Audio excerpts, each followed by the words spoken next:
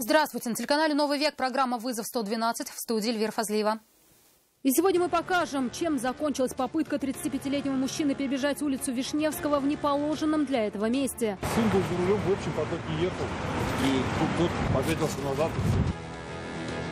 Расскажем о деле водителя «Лады» после столкновения с внедорожником насмерть сбившего пешехода на тротуаре. Обвиняется в совершении преступления, предусмотренного пунктом А части 4 статьи 264 Уголовного кодекса Российской Федерации. Следствие установило, что за руль он сел в наркотическом опьянении, а также наживались на пенсионерах. Да, залетайте. Дело мнимых газовиков. Без малого 80 пострадавших, обманутых на 600 тысяч рублей. Это и не только. Прямо сейчас. Не смог добежать до противоположной стороны улицы Вишневского 35-летний мужчина, решивший перейти оживленную магистраль в непредусмотренном для этого месте. Он попал под колеса Kia Rio. Водитель иномарки признался Анне Городновой, что сделал все, чтобы избежать наезда. Но мужчина буквально шагнул под колеса. О силе удара автомобиля можно судить по лобовому стеклу Kia Rio. У него буквально не осталось живого места. Прибывшие на место медики срочно госпитализировали пострадавшего мужчину. А пешеход в сознании был вообще? Ну, мы не знаем, приехали, скорой уже не было. А он пьян, не пьян, неизвестно, да, вообще как стоит? Предположение есть, но озвучить не буду. В медучреждении у 35-летнего мужчины диагностировали перелом большеберцовой кости и правой голени. 25-летний водитель в аварии не пострадал. Сам молодой человек находился в эмоциональном шоке и не мог рассказать свою версию произошедшего. Слово взял отец парня. Сын был за рулем, в общем потоке ехал, и тут попятился назад. Человек перебегал на неположенном месте. Мужчина пояснил, что его сын имеет 7-летний стаж вождения и в подобную ситуацию попадает впервые. Увидев пешехода на середине проезжей части, в неположенном для перехода месте, водитель вывернул руль, чтобы избежать наезда. Пешеход попятился назад и попал под машину. Полную картину произошедшего еще только предстоит восстановить. Анна Городнова, Айрат Назипов, Константин Бушуев. Вызов 112. А на проспекте Ибрагимова в аварию попала «Лада» 12-й модели. По предварительной версии, автомобилист пытался избежать столкновения с соседним автомобилем. Водитель нажал на педаль тормоза, но из-за мокрого асфальта легковушка вылетела на газон и остановилась после удара об столб. Пострадавших нет. Из-за полученных повреждений автомобиль не мог двигаться своим ходом. Потребовалась помощь эвакуатора. Сегодня в Вахитовском суде Казани должен был стартовать процесс по делу водителя «Лады Приора» в июле на улице Вишневского, столкнувшегося с внедорожником и насмерть сбившего пешехода, идущего по тротуару. Следствие установило, что за руль молодой человек сел в состоянии наркотического опьянения. Однако он по-прежнему утверждает, что ничего не употреблял. Из зала суда репортаж Сергея Хайдарова. Марсель Зальмиев уже 4 месяца находится в СИЗО. 11 июля он, находясь за рулем «Лады Приора» на улице Вишневского, столкнулся с внедорожником. Затем его автомобиль отбросил на тротуар, по которому шел 49-летний пешеход. Отечественная машина сбила мужчину. Он скончался на месте. Взять под стражу водителя «Лады» суд решил после того, как следователи установили, что за рулем он сидел в состоянии наркотического опьянения. Обвиняется в совершении преступления, предусмотренного пунктом А части 4 статьи 264 Уголовного кодекса Российской Федерации. Свою вину подсудимый не признает. Говорит, что был абсолютно трезв, не принимал ни алкоголя, ни запрещенных веществ. И придерживается того мнения, которое у него было в день трагедии. Меня подрезал Land Cruiser, и меня от удара вынесло и перевернуло туда. А как человек шел, я уже не знаю, меня уже перевернул. Но он, походу, шел мимо, наверное, или что.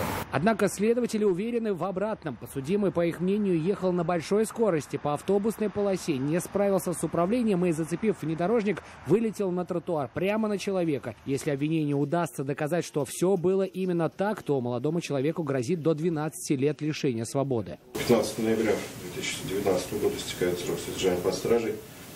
Для рассмотрения дела по существу в целях соблюдения разного срока Уголовного суда производства, полагаю, необходимо продлить данную меру пресечения на срок до 2 месяцев. В итоге суд продлил меру пресечения еще на 2 месяца и отложил процесс, так как подсудимый вовремя не был уведомлен о судебном заседании. Сергей Хайдаров, Нафиса Минязова, Константин Бушуев. Вызов 112. Экстренные службы стянулись вечером к спортивному магазину на проспекте Ибрагимова. Их вызвали сотрудники торговой точки, заметив подозрительную сумку внутри здания. Всех, кто находился внутри помещения, эвакуировали, а место отцепили. Позже специалисты нашли хозяина сумки, оставившего свое имущество без присмотра. Ничего запрещенного в ней не оказалось. Выяснив все обстоятельства, полицейские сняли оцепление и запустили людей обратно внутрь. Набросился с ножом на свою сожительницу и ее подругу, а затем спокойно лег спать с раненой возлюбленной.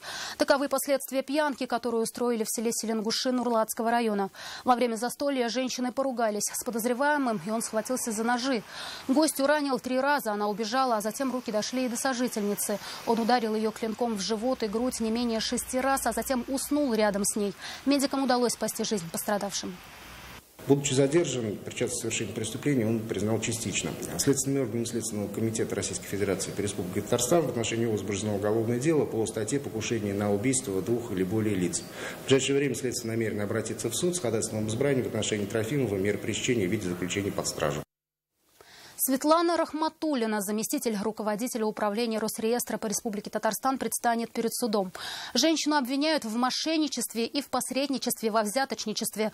Суд избрал в отношении нее меру пресечения в виде домашнего ареста. Следствие в период времени 2015-2017 года Рахматуллина брала у граждан денежные средства за решение вопросов о регистрации объектов недвижимости на территории города Казани. Гражданам, которые пострадали от действий вышеназванной женщины, следует обратиться в правоохранительные органы. Зарабатывали на невнимательности пенсионеров. В этом подозревают 3 жителей Казани. По версии следствия, назвавшись представителями газовой службы, они навязывали одиноким пожилым людям услуги по замене газового оборудования. Утверждали, что работы эти обязательны, отказ чреват громадными штрафами. А в случае согласия больше половины стоимости берет на себя государство. Всего на данный момент по делу проходит 76 потерпевших. Общий нанесенный им ущерб составил более 600 тысяч рублей. Нафиса Минязова продолжит. Да, залетайте. Оперативники задержали подозреваемых накануне в их собственном офисе. Следственной частью ГСУ и МВД по Республике Татарстан возбуждено уголовное дело по признакам преступления, предусмотренной частью 3 статьи 159 Уголовного кодекса Российской Федерации «Мошенничество». Максимальное наказание, предусмотренное санкциями данной статьи, лишение свободы на срок до 6 лет. Сегодня в наручниках 3 подозреваемых доставили в Вахитовский районный суд, чтобы избрать им меру пресечения. Разговаривать с прессой ни один из них не захотел. Это один из директоров компании Кирилл Васильев. Его обвиняют в мошенничестве, совершенном в особо крупном размере. Комментировать на камеру он ничего не захотел, но на процессе заявил, что свою вину не признает. По версии следствия, обвиняемые ходили по квартирам и выбирали себе в жертвы исключительно пенсионеров. Они представлялись госслужащими и говорили, что пришли проверить газовые счетчики и плиту, после чего навязывали свои услуги.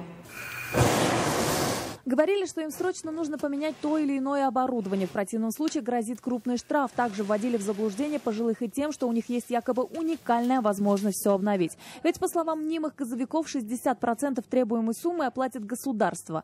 Менять владельцам квартир ничего не надо было. Ущерб пенсионерам превысил 600 тысяч рублей. Об этом органам предварительного следствия рассказал свидетель, работавший когда-то в этой организации менеджером. Все эти махинации были совершены с февраля 2018 по август 2019. Задержали подозреваемых только накануне. И на скамье подсудимых оказались 2 директора фирмы и 1 из менеджеров. Судом учтены тяжесть, характер и конкретные обстоятельства преступления.